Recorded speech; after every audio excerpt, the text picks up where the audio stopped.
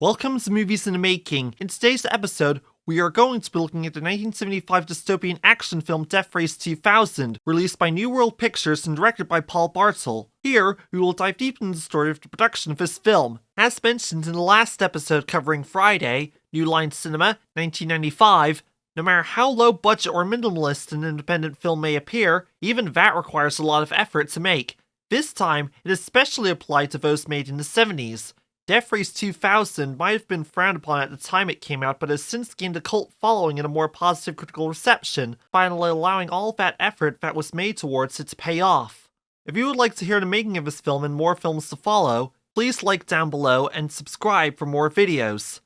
Now, sit back and enjoy the show. You are all in for a speedy ride. Robert Corman adapted The Racer, a short story by Ib Melchior, into Death Race 2000 by quickly rushing to produce a dystopian sports film after hearing about the production of Rollerball. Released in 1975, Death Race 2000 was made on a low budget of about $300,000 and beat Rollerball, Metro-Goldwyn-Mayer, 1975, to theaters by 2 months. Set in a future America under totalitarian rule, the film features a brutal, televised cross-country race where drivers score points by running over pedestrians. This satirical, darkly comedic take on violent competition became a cult classic, in contrast to Rollerball's more serious tone. Corman's low-budget production made Death Race 2000 a more irreverent and exploitative film, while still maintaining themes of corporate control and the dehumanization of society. Paul Bartel became the director of the film after Roger, known for his early breaks to young directors, hired him for the film. Bartel had previously worked with Roger's brother Gene Corman on Bartel's directorial debut Private Parts, Metro-Goldwyn-Mayer, 1972. Despite having different sensibilities, with Corman being more of a showman and Bartel being a playful satirist, the two had a productive collaboration. Bartel's background in quirky, offbeat comedy made him a fitting choice for the dark satire that Death Race 2000 was aiming to be. Considering Bartel worked with him as a second-unit director for Big Bad Mama, New World Pictures, 1974, Corman decided to take a chance on him, leading to the director's role on the film.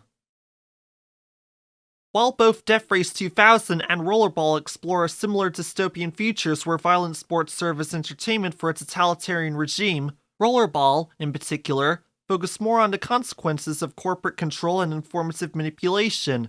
Rollerball presents a grim, serious narrative with its protagonist challenging the corporate powers that manipulate society for a violent sport.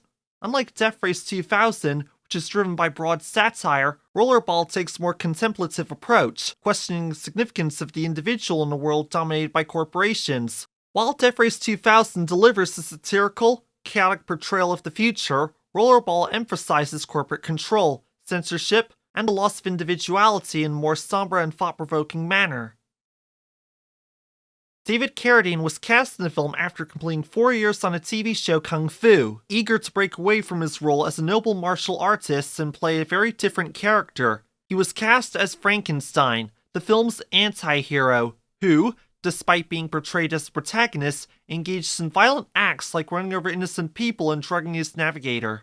This role marked a stark contrast to his previous work, allowing Carradine to showcase a much darker and morally ambiguous character. Meanwhile, Sylvester Stallone's character is equally far from a hero, as he is shown to be committing violent acts, including punching women, killing the elderly, and firing a machine gun at the crowd while frequently expressing his disdain for Frankenstein.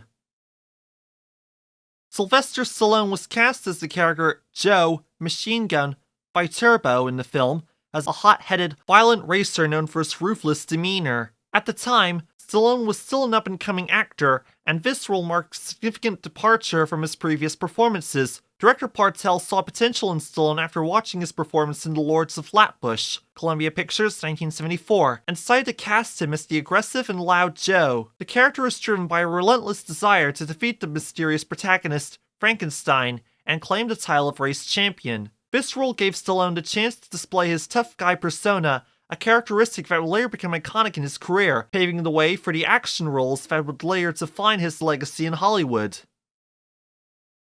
To authentically portray his character, Stallone had to take on various physical stunts, with one of the most challenging being the driving of a modified car that was not street legal. Due to the film's low budget, Many of the cars used in the racing scenes were custom built and lacked the necessary legal specifications to be used on public roads. As a result, Stallone, along with co-star Carradine, was forced to perform most of their own stunts, which included driving these illegal vehicles on actual public roadways to save money on set construction in private locations. This led to the actors breaking multiple traffic laws during filming, driving without permits, and putting themselves at risk by operating cars without proper insurance. Despite these dangers, the production proceeded without any major accidents, though the actors were constantly exposed to potential harm while trying to capture the high-energy, action-packed scenes. The film was produced on a meager budget of just $300,000, a hallmark of Corman's reputation for making low-budget films that still packed a punch. In true Corman fashion, the film relied on cost-effective ingenuity, particularly in its use of modified used Volkswagens to create the film's iconic race cars. Corman worked with a custom car designer to make each vehicle reflect the character it was associated with, such as a gangster car or a Nazi car, without spending much money on modifications. The director's cost-cutting approach also extended to the action sequences, where actors were allowed to drive the cars themselves with no stunt doubles or backup vehicles, saving on the expenses of hiring professionals. Despite these budget constraints, Corman managed to craft a memorable and visually striking film, proving that resourcefulness could lead to creativity, and that a small budget did not necessarily limit the impact of a film. The production of the film was fraught with challenges due to its tight budget, which led to several creative and legal compromises. With limited resources and a shortage of extras, the filmmakers used real bystanders from a racing event to fill the crowd scenes, adding an element of unpredictability to the production. The absence of private roads meant the film was shot on public streets, creating additional logistical hurdles. As a result, actors like Stallone and Carradine were required to perform dangerous driving stunts themselves, since the custom cars used in the film were not street legal, and the stunt drivers refused to take on the risk. While many of the actors had to perform their own driving stunts due to the film's budget constraints, Mary Woronov, who portrayed the character Calamity Jane, was exempt from these risky tasks. To ensure her safety while maintaining the authenticity of her scenes, her car was towed by a flatbed truck. This clever workaround allowed the filmmakers to capture the necessary shots without putting Woronov in harm's way, highlighting the practical solutions they had to employ due to the film's limited resources. The compromises themselves highlighted the ingenuity and resourcefulness of the filmmakers in overcoming their financial limitations. Despite these unconventional and law-breaking methods, the actors' dedication added to the gritty realism of the film. The film maintained its brutal, dark humor throughout, with scenes that pushed the boundaries of absurdity and violence. In one sequence, Frankenstein gleefully refers to euthanasia at a geriatric hospital before swerving to avoid disabled people and instead mowing down screaming nurses. Another chilling moment shows a fan of Frankenstein sacrificing herself to be run over by his car without hesitation. The film freely indulged in graphic violence, using bloody bags to add to a grotesque touch, like when a stuntman is pursued into a lake and splashed with red dye, or when a Nazi car crushes a character's head. Despite its offensive tone, the film was also an action-packed spectacle, with Corman spending little but ensuring the cars looked impressive. The film initially received scathing reviews, with critics like Roger Ebert awarding it 0 stars, horrified by its graphic violence, where victims were impaled by giant car-mounted swords or repeatedly run over. The New York Times also condemned it as a spectacle and glorified cars as instruments of violence. Over the years, however, its reputation evolved, and it came to be seen as more than just a gory B-movie. Instead, it was recognized as an incisive satirical commentary on how violence is commodified for entertainment, a perspective that only gained clarity as the film aged and was reassessed. Bartel reflected on this shift, knowing that while high-budget films often fade over time, low-budget ones, including Death Race 2000, can endure and gain respect as they become cult classics, further defying the stereotype that B-movies are just of poor quality and therefore do not garner as much significance as mainstream films.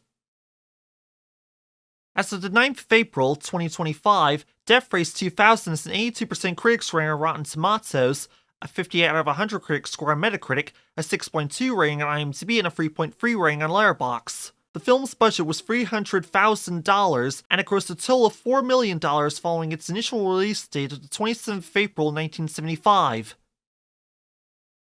The film had a profound influence on later death game and racing films, establishing a blueprint for dystopian, high-octane spectacles where violence and competition were at the core of the narrative. Notable films such as Mad Max, Roadshow Entertainment 1979, The Running Man, TriStar Pictures 1987, based on a 1982 novel by Stephen King, and The Hunger Games, based on a 2008 novel by Suzanne Collins, borrowed heavily from Death Race 2000's premise of pitting eccentric, colorful characters against each other in a dangerous, life-or-death contest for public entertainment. The film's unflinching embrace of violence as a form of spectacle set the tone for future death game films, where the audience's thirst for blood is both a source of societal critique and essential plot device. Death Race 2000's influence extended beyond its immediate genre, with its chaotic car chases, absurd stunts, and dark humor paving way for films that combine action with satire. The idea of using a race or contest to reflect warped, dystopian society's obsession with violence and entertainment became the staple of later films, cementing Death Race 2000 as a key precursor to the genre. Its legacy continued in its remake, Universal Pictures 2008, which further cemented the film's place in pop culture and demonstrated its lasting impact on the action and dystopian genres. And that wraps up our deep dive into the making of Death Race 2000. If you enjoyed this episode, don't forget to like, subscribe, and hit that bell icon to stay updated on all things movies in the making. Let us know in the comments what you think of Death Race 2000, or if you have any favorite moments from that film which is not touched upon, or what films you would like to hear covered by this channel. Also, be sure to check out our community page, where we announce what films will be talked about by this channel each week. New posts arrive every Friday, or Saturday if we forget to post on Friday. Thanks for watching, and we'll see you all next time on Movies in the Making, where we will be talking about the Avengers, Paramount Pictures 2012, and more films to follow along the way. Tune in for more Movies in the Making as we uncover the stories behind cinema's most unforgettable films. This has been Jason Scotchmer, film enthusiast and passionate about the arts.